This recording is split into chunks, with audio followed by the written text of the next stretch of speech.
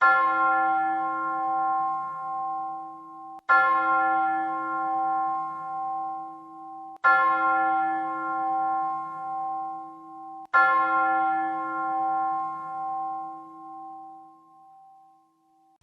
हमारे पिता ईश्वर और प्रभु यीशु ख्रिस्ट की ओर से अनुग्रह और शांति मिले, आमीन।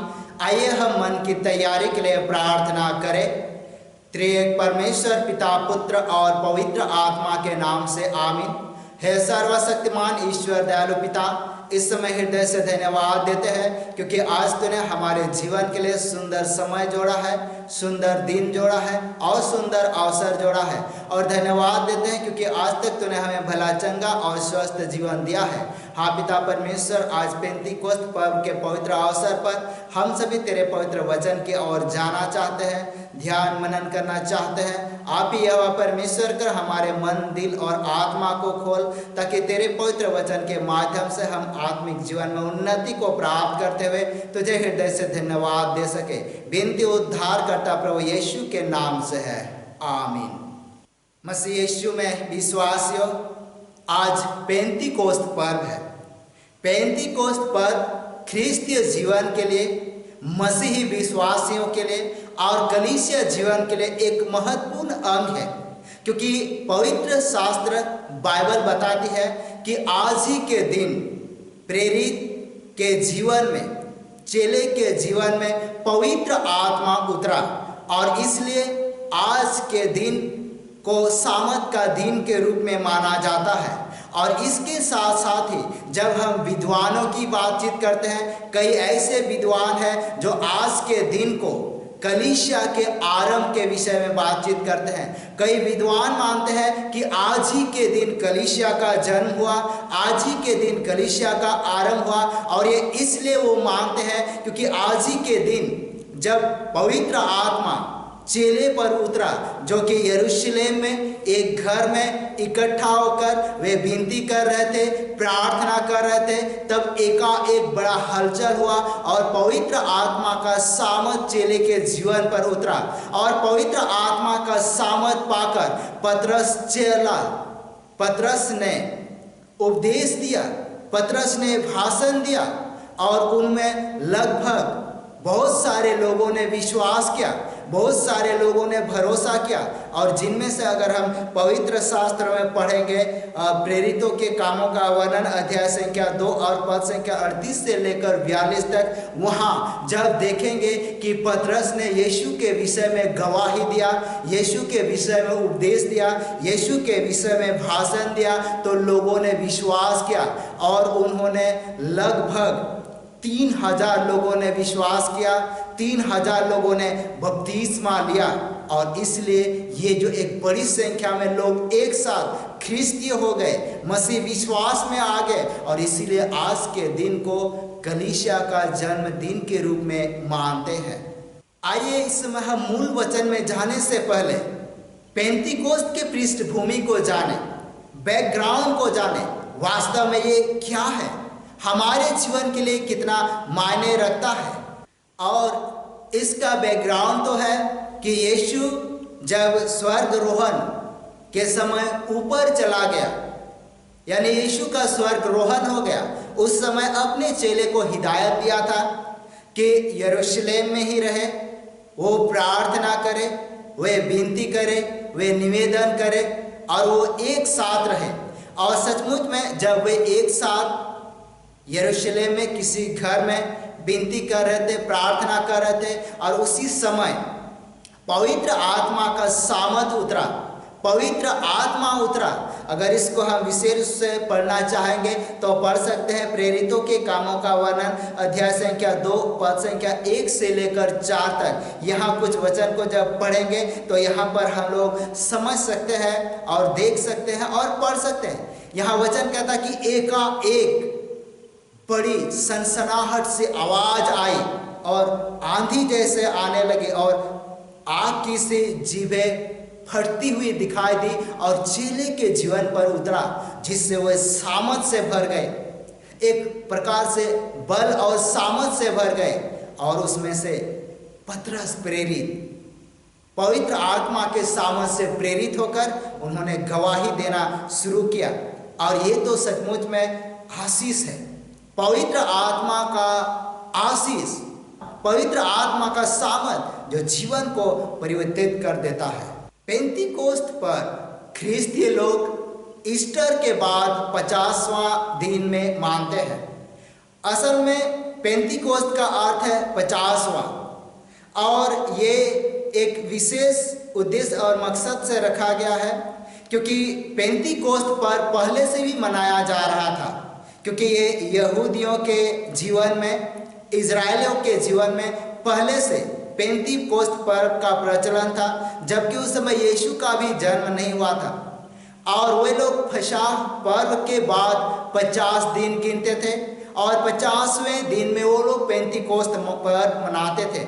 कई ऐसे धार्मिक अगुवों का मानना है कि उस दिन मूसा ने व्यवस्था दिया था, लेकिन कई ऐसे अगुवे भी हैं जिन्होंने कहा कि उस दिन लोग कटनी पर्व मनाते थे। परंतु वो जो भी मनाते थे, परंतु जब यीशु अपने पिता के पास चला गया और जो अपने चेले को प्रतिज्ञा दिया था कि मैं पिता के पास जाता हूँ और मेरा जाना बहुत आवश्यक है, और जब तक मैं ना जाऊँ तब तक वो सहायक नहीं आएगा, पवित्र आत्मा नहीं आएगा।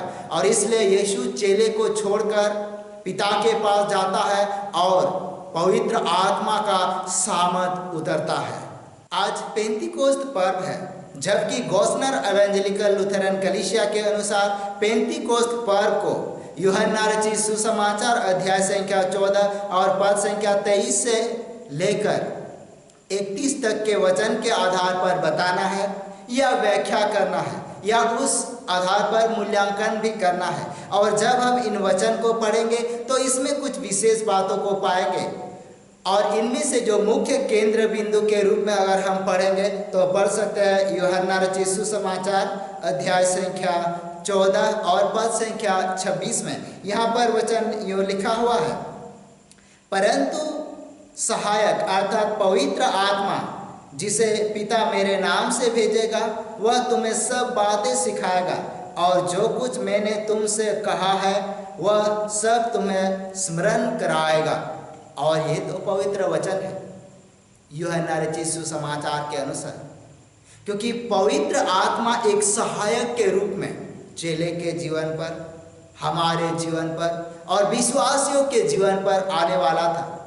और यीशु यूहन्ना रचित सुसमाचार के अनुसार अपने चेले को अवगत कराता है, अपने चेले को जानकारी देता है, अपने चेले को बता देता है, ताकि उनमें किसी प्रकार की दुविधा ना हो, उनमें किसी प्रकार का शक और शंका ना हो, क्योंकि यीशु जानता था कि विशेष योजना के तहत इस जगतीय जीवन में आया है। और जब योजना उन्होंने पूरा किया और उसको पता था कि वो वापस जाएंगे, और वो जब जाएंगे तो चेले अकेले हो जाएंगे, चेले संकट में पड़ जाएंगे, चेले मुसीबत में पड़ जाएंगे। और इसीलिए यीशु चाहता है कि वो अनाथ ना रहे, इसीलिए पवित्र वचन में वो कहता कि मैं तुम्हें अनाथ नहीं छोड़ूंगा, क्योंकि वो सहायक देने वाला है। और वो सहायक जो सर्वदा हमारे साथ, विश्वासियों के साथ, आपके साथ और सभी प्रियजन के साथ रहेगा जो यीशु पर भरोसा करते हैं, यीशु पर विश्वास करते हैं। और इसलिए जब आज के इस पवित्र वचन यूहन्ना रचित सुसमाचार के अनुसार देखते हैं तो सचमुच में एक प्रतिज्ञा है, प्रतिज्ञा जो वचन सिखाएगा, जो शिक्षा देगा, यीशु के बातों को स्मरण कराएगा, यीशु ने जो आज्ञा दिया है उसका स्मरण कराएगा, ताकि हम उसके आज्ञा का पालन करें, ताकि उसके वचन के अनुसार चले और हमारे जीवन में आशीष और अनुग्रह हो। और इसीलिए पवित्र आत्मा की प्रतिज्ञा के विषय में यूहन्ना रचित सुसमाचार अध्याय संख्या 14 और पद संख्या 15 से आगे जब पढ़ेंगे, यहाँ भी वो कहता है कि मैं पिता से विनती करूँगा और वह तुम्हें एक और सहायक देगा कि वह सर्वदा तुम्हारे साथ रहे, सर्वदा तुम्हारे साथ रहे। क्योंकि यीशु अपने आप में अकेला था और यीशु एक बार में एक ही जगह, एक ही स्थान पर रह सकता था, परंतु पवित्र आत्मा एक साथ पूरे सृष्टि में फैल सकता था। पूरे सृष्टि में रह सकता था और सबके जीवन के साथ। और इसीलिए ये प्रतिज्ञा पूरा होता है और पवित्र आत्मा उतरता है। और ये सचमुच में एक आशीष है, एक सामर्थ है, एक परिपूर्णता है। क्योंकि जब हम आगे वचन में पढ़ते हुए जाएंगे तो बहुत सारे बातों को समझ सकेंगे। और ये एक भविष्यवाणी के तहत है जिसको हम योएल नबी की पुस्तक अध्याय संख्या 2 और पद संख्या 28 में भी इन बातों को पाएंगे। और ये सचमुच में एक परिपूर्ति है। जबकि हम पवित्र आत्मा के सामर्थ के द्वारा चेले के जीवन में देखते हैं कि वो अन्य अन्य भाषा बोलने लगे, वे अन्य अन्य भाषा बोलने लगे, तरह तरह के भाषा बोलने लगे। और इसमें भी परिपूर्ति है। और ये इसलिए है क्योंकि परमेश्वर ने, यहोवा परमेश्वर ने बाबुल में जो भाषा की गड़बड़ी को किया था उसको सुधारा। और इसलिए अगर इन बातों को विस्तार पूर्वक पढ़ेंगे तो उत्पत्ति की पुस्तक अध्याय संख्या 11 में इन बातों को हम पढ़ सकते हैं कि किस प्रकार यहोवा परमेश्वर ने बाबुल में भाषा की गड़बड़ी की। और उसको उत्पत्ति 11 वहाँ पर इसलिए क्योंकि परमेश्वर यहोवा चाहता था कि सब लोग फैल जाए, परंतु वो लोग ऐसा नहीं क्यों। एक बड़ा मैदान पाकर उन्होंने एक मीनार बनाने का सोचा, अर्थात वो घर के रूप में हम समझ सकते हैं, घर बनाने के लिए गुंबद और बहुत ऊंचा जो आसमान तक पहुंचे। परंतु परमेश्वर की योजना ऐसा नहीं थी। जब परमेश्वर उतर आया और उनको देख रहा कि ये क्या कर रहे हैं, ये क्या बना रहे हैं उतना ऊपर, और परमेश्वर समझ गए तो उसने सोचा इनका एक ही भाषा है, इनका एक ही बोली है, एक ही समझ है। क्योंकि अगर ऐसा रहेगा तो वो सारी योजना को पूरा कर लेंगे। और इसीलिए जहाँ तक बनाना चाहे वो बना सकते हैं, परंतु इसलिए परमेश्वर ने क्या किया, उनके भाषा को भिन्न भिन्न कर दिया। कई भाषा में लोगों को डिवाइड कर दिया, भाग कर दिया। और इसीलिए जब कोई ईंटा मांग रहा है तो आगे वाला समझ नहीं रहा कि ईंटा क्या होता है। कोई गारा मांग रहा है तो आगे वाला समझ नहीं रहे गारा क्या चीज होता है।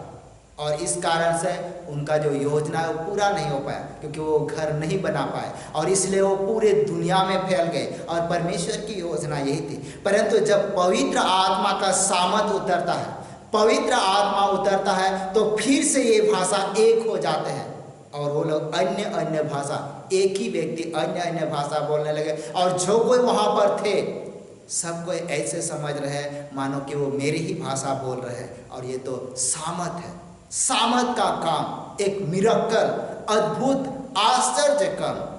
पवित्र आत्मा प्राप्त करना हर एक कोई व्यक्ति चाहता है कि पवित्र आत्मा को प्राप्त करे, पवित्र आत्मा के सामर्थ को प्राप्त करे, ताकि वो काम वो भी कर सके। क्योंकि यीशु ने जिस प्रकार अपने चेले को प्रतिज्ञा किया और कहा, और उन्होंने कहा अगर तुम्हें पवित्र आत्मा मिल जाए तो कुछ चिन्ह प्रकट होंगे, जिसको हम प्रेरित 1:8 में पढ़ेंगे। तो यहाँ पर परमेश्वर का जीवित वचन यूँ कहता है, जब पवित्र आत्मा तुम पर आएगा तब तुम सामर्थ पाओगे और यरूशलेम और सारे यहूदिया और सामरिया में और पृथ्वी के छोर तक मेरे गवाह होंगे।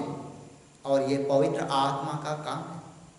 जब पवित्र आत्मा मिल जाता है तो हम सामर्थ से भर जाते हैं। जब पवित्र आत्मा हमारे अंदर में होता है तो हम गवाही देते हैं, यीशु के नाम से गवाही देते हैं। और सचमुच में ऐसा होना भी चाहिए। तो निश्चय आज पवित्र आत्मा प्राप्त करने का दिन है। आज पेंतीकोस्त पर्व है, आज पवित्र आत्मा उतरने का दिन है। तो निश्चय आज हम पवित्र आत्मा को रिसीव करें, पवित्र आत्मा को ग्रहण करें और यीशु के उस पवित्र शिक्षा पर चलते हुए जीवन को सफल करें। क्योंकि आज बहुत सारे लोग घुटने में हैं, बहुत सारे लोग प्रेयर कर रहे हैं, बहुत सारे लोग प्रार्थना करते हैं और उनके जीवन में भी पवित्र आत्मा का सामर्थ उतरेगा। क्योंकि आज हम सब पवित्र आत्मा से परिपूर्ण हैं। क्योंकि परमेश्वर का जीवित वचन योएल 2:28 में कहता, हर एक व्यक्ति को उड़ेला जाएगा, पवित्र आत्मा उड़ेला जाएगा। तो निश्चय सचमुच में आज इस पवित्र वचन के माध्यम से हम यीशु के निकट आएंगे, हम पवित्र आत्मा प्राप्त करेंगे और उससे हमारा कल्याण होगा। हम स्वतंत्र होंगे, हम आज़ाद होंगे, हम शांति से भर जाएंगे, हमारे जीवन की सारी बीमारियां दूर हो जाएगी, हमारे जीवन के सारे परेशानियां दूर हो जाएंगे, क्योंकि पवित्र आत्मा हमारी अगुवाई करेगा, वो हमें शिक्षा देगा, वो हमें बताएगा, वो हमें ले चलेगा। तो इसलिए अब हमारे जीवन में कोई परेशानी नहीं। तो निश्चय अगर आप भी पवित्र आत्मा को रिसीव करना चाहते हैं तो ये आपके जीवन के लिए भी होगा। हाँ, वचन में और भी हम बहुत सारे बातों को समझ सकते हैं, पढ़ सकते हैं। पवित्र आत्मा के विषय बहुत सारे बातें लिखी हुई, परंतु इन छोटे से वक्त पर पूरे पवित्र बाइबल को पढ़ना और पवित्र आत्मा के संपूर्ण भाग को समझना बहुत कठिन है, क्योंकि आगे जब हम पढ़ेंगे पुराने नियम में पवित्र आत्मा पहले से ही कार्यरत था, क्योंकि पवित्र आत्मा श्वास के रूप में, पवित्र आत्मा विशेष योजना के रूप में हमारे साथ था। तो निश्चय, लेकिन हम आज इन छोटे से विषय पर ही बातचीत करते हुए अपने आत्मिक जीवन में लाभ को प्राप्त करेंगे और परमेश्वर इस वचन के माध्यम से हम हर एक के जीवन पर आशीष उड़ेलेगा। परमेश्वर इस वचन के माध्यम से हमें आशीष और अनुग्रहित करे। आमीन। आइए हम दुआ करें।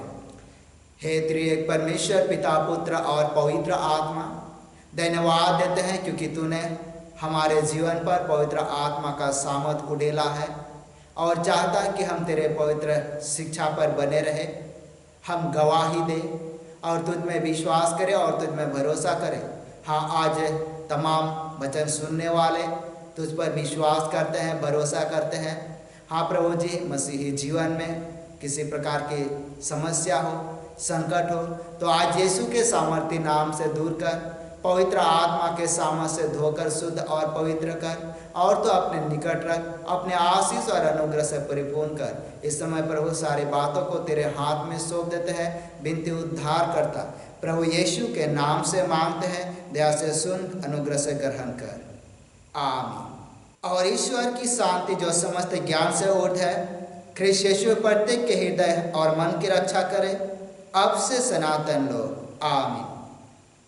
सबको यीशु सहाय।